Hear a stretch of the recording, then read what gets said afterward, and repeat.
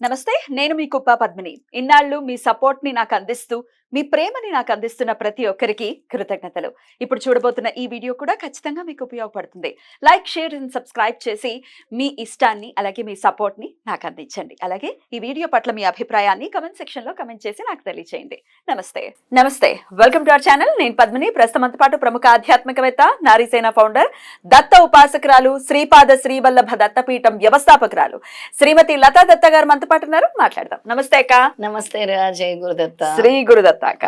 అక్క, శ్రీపాద శ్రీవల్లభులకి మనకి స్వామిలా మనకి చేస్తే బాగుండు, స్వామిని ఇలా కొలుచుకుందాం, నాకు ఈ కోరిక తీరిస్తే బాగుండు, ఆ కోరిక తీరిస్తే బాగుండు, స్వామి నాకు, లేదంటే ఇంకాస్త ముందుకెళ్తే సద్గురు కటాక్షం ఎలా పొందాలి అనేది, అలాగే స్వామి నాకు కనిపిస్తే బాగుండు, వేరే రూపంలో కనిపిస్తే బాగుండు, ఇట్లా మనకేది ఇష్టమో స్వామి అట్నుంచి అనేది మనం ఆలోచిస్తాం. స్వామి వైపు నుంచి ఆలోచిస్తే స్వామికి ఏమి ఇష్టం? నామాలు గాని. స్వామికి నవనాథులు అంటే ప్రాణం. అవునా? చాలా ఇష్టం. నవనాథులు పేరు తలవగానే దత్తాత్రేయ స్వామి గాని, శ్రీపాద శ్రీవల్లభుడు గాని ఉప్పొంగిపోతారు. మరి వాళ్ళు ఉప్పొంగిపోయేలాగా మనం చేస్తే మన కోరికలు ఎంతసేపు తృణప్రాయం అనొచ్చు అసలు కదా. మరి వాటి గురించి చెప్పండి నాకు. ఎవరి నవనాథులు? తప్పకుండా వాటి గురించి అసలు స్వామి ఏం చెప్పారు, ఈ నవనాథులు ఎవరు, ఎందుకు స్వామికి అంత ప్రీతి అని ఈ అధ్యాయం పారాయణం చేయటం వల్ల ముందు సద్గురు కటాక్షం లభిస్తుంది. నవనాథులు గురించి నవనాథుల వృత్తాంతం అనే అధ్యాయము, అది 32వ అధ్యాయము శ్రీపాద శ్రీవల్లభ చరితామృతంలో. ఈ అధ్యాయం పారాయణం చేయటం వల్ల సద్గురు కటాక్షము శీఘ్రంగా లభిస్తుంది. ఒకసారి చెప్పి వినిపిస్తారక్క, చదివి. తప్పకుండా. అయితే ఈ నవనాథులు పేరు వినగానే శ్రీపాద శ్రీవల్లభులు కనుదోయలో అమృత వృష్టి ప్రవాహ రూపంగా బాహిర్ముఖ సృష్టి మీద పడుచున్నది. గోమాత తన లేగదూడపై ప్రసరించు ప్రేమ చైతన్యము వారి దృష్టి యందు నాకు కనిపించింది. అంతటి దృష్టి నవనాథుల పేరు. అవును, లేగ దూడ మీద తల్లి ఎంత ప్రేమగా నాకుతూ పాపం కదా. అలాగే స్వామికి కూడా ఈ నవనాథులు అంటే అంత ఇష్టం అనమాట.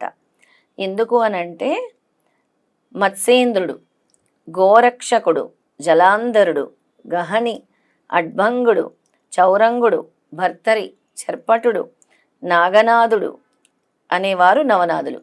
వీరి స్మరణ మాత్రమునే శుభ ఫలములు శీఘ్రమే సిద్ధించును. అయితే ప్రతినిత్యం కూడా మనం స్మరించుకోవచ్చు. ఈ 9 నామాలు స్మరించుకోవచ్చు. నవనాథులను స్మరించు వారి పైన దత్తప్రభువు యొక్క కరుణా కటాక్షము తప్పకుండా ఉండును. కలియుగము కొద్ది వర్షములకు ప్రారంభమగు ముందు శ్రీకృష్ణుడు ఉద్ధవాది మహాభక్తులతోనూ సమస్త యాదవులతోనూ పరివేక్షింపబడి నవనాథులని నేడు పిలువబడు నవనారాయణులను స్మరించెను. శ్రీకృష్ణుడు వృషభ చక్రవర్తి 9 కుమారులు కలరు.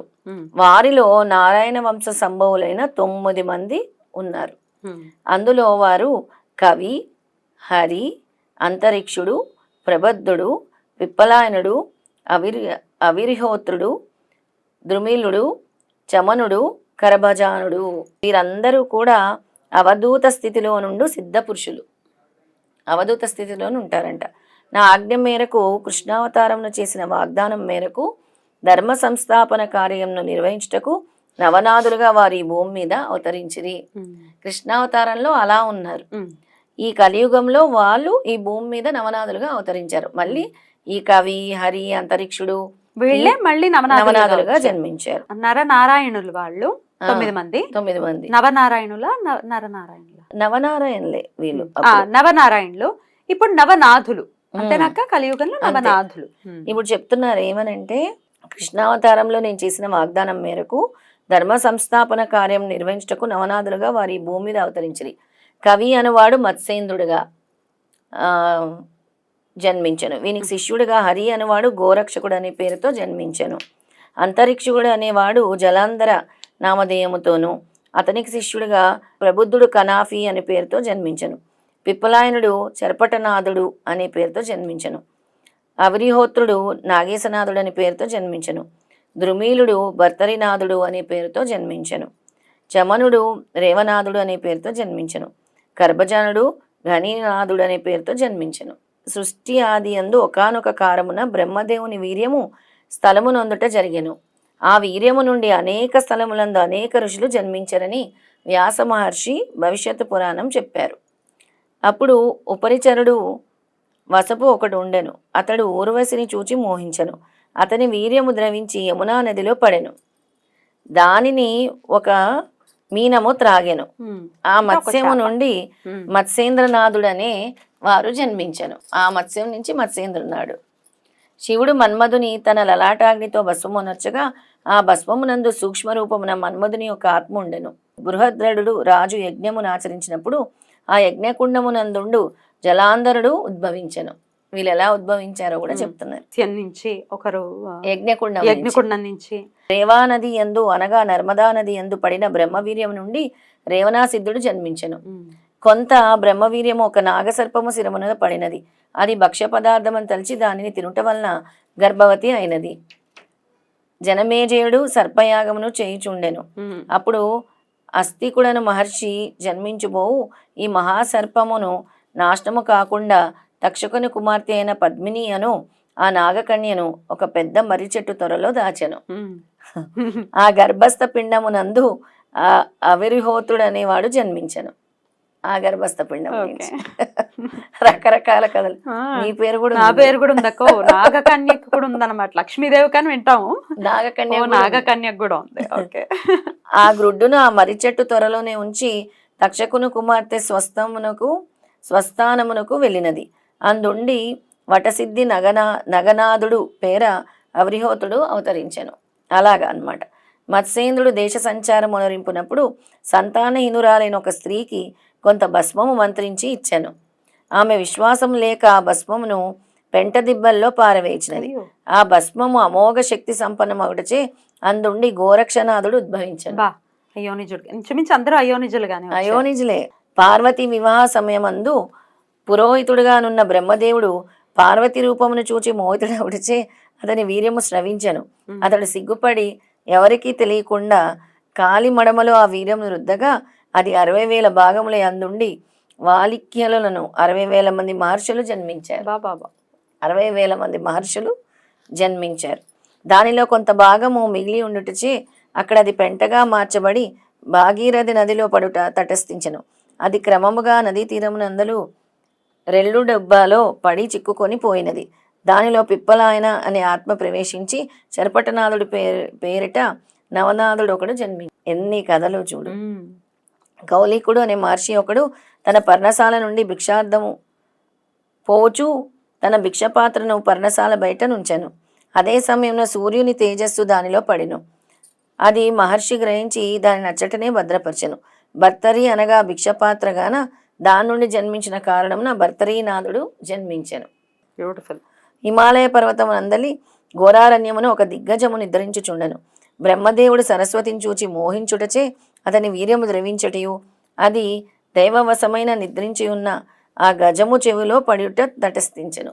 గజము చెవిలో దాని నుండి ప్రబుద్ధుడు అనేవాడు జీవదశ నొంది గజగర్ణము నుండి జన్మించుట చేత కర్ణకానిఫా అనే పేరుతో నవదాదులలో ఒకడై ప్రసిద్ధి పొందెను. గోరక్షకుడు సంజీవిని మంత్రమును జపించుచు మట్టితో మనుష్యాకారముగా ఒక బొమ్మను తయారు చేయుటూ తటస్థించెను. అటువంటి బొమ్మయందు కరభజానుడు సంజీవిని మంత్ర మహత్యముచే జీవదశ నొంది గణీనాథుడిగా పేర అవతరించెను. వీళ్ళ జన్మము ఇలా జరిగిందనమాట. శ్రీకృష్ణుని ఆదేశానుసారము ఈ నవకృష్ణులు నవనారాయణులు అన్నాము ఆ జన్మలో. ఈ జన్మలో నవనాథులు అంటున్నాము. మందర పర్వతమున తమ స్థూల శరీరములను భద్రపరిచి సమాధి చేసి తమ తమ అంశల చేత భూలోకమున నవనాథులుగా అవతరించి ధర్మ సంస్థాపన కార్యక్రమంలో పాలు పంచుకునేది. అసలు ఈ వృత్తాంతం విన్నా చదివినా సద్గురు యొక్క అనుగ్రహాన్ని పొందొచ్చు. ఖచ్చితంగా పొందొచ్చు. గురు సార్వభౌములకు జయము జయము. నవనాథుల యొక్క అవతారములు నవకృష్ణుల యొక్క అంశావతారములు లాంటివి. నవకృష్ణులకను నవనాథులకను వ్యత్యాసం ఉన్నదా ప్రభు అని ప్రశ్నించాడనమాట. ఏమి వ్యత్యాసం లేదు అని శ్రీపాదుల వారు చెప్పారు. శ్రీపాదుల వారు మందహాసం చేయుచు ఈ ఇద్దరి వంకను దివ్య ప్రేమతో కూడిన రుక్కులను ప్రసరించిరి. నాయనలారా, సమస్త సృష్టి యొక్క మహాసంకల్ప స్వరూపమును నేనే. సమస్త దేవీ దేవతలకు వచ్చేటి సంకల్పములు నా యొక్క మహాసంకల్పం యొక్క అంశమాత్ర సంకల్పములు ఆ అంశమాత్ర సంకల్పములకు కొంతమేరకు మాత్రము స్వతంత్రం ఉండును. ఒక ఆవును పంటకాపు చెట్టును కట్టివేయును, చాలా పొడవైన త్రాడితో బంధించెను. ఆ త్రాడు పొగలినంత దూరం వరకు మాత్రమే ఆ ఆవు మేత మేయగలదు. తాడు కట్టినంత దూరమే కదా మేయగలదు, వెళ్ళగలదు అది. అంతే. అనగా ఆ ఆవుని మేత మేయుటకు కొంత నిర్ణీతమైన పరిమితమైన ప్రదేశము కలదు. ఆ పరిమితులకు లోబడి అది మేత మేయుచున్నది. అనగా దానికి ఇయ్యబడినది పరిమితమైన స్వేచ్ఛ. దానికి ఇయ్యబడిన స్వేచ్ఛా ప్రదేశము తనకి ఇచ్చిన రీతిగా అది మేత మేస్తుంది. కొన్ని ధర్మకర్మ సూత్రములు లోబడి అంశావతారములకు స్వేచ్ఛ ఇయ్యబడుతున్నది. కొన్ని అంశావతారములకు స్వేచ్ఛ ఇవ్వబడుతుంది. అందువలన సంకల్పము మూలతత్వంగా వచ్చేస్తుంది అన్నమాట. రైట్ అక్క, చాలా అద్భుతంగా మాకు చదివి వివరించారు. కృతజ్ఞతలు అక్క. నమస్తే. జై గురుదత్త. శ్రీ గురుదత్త.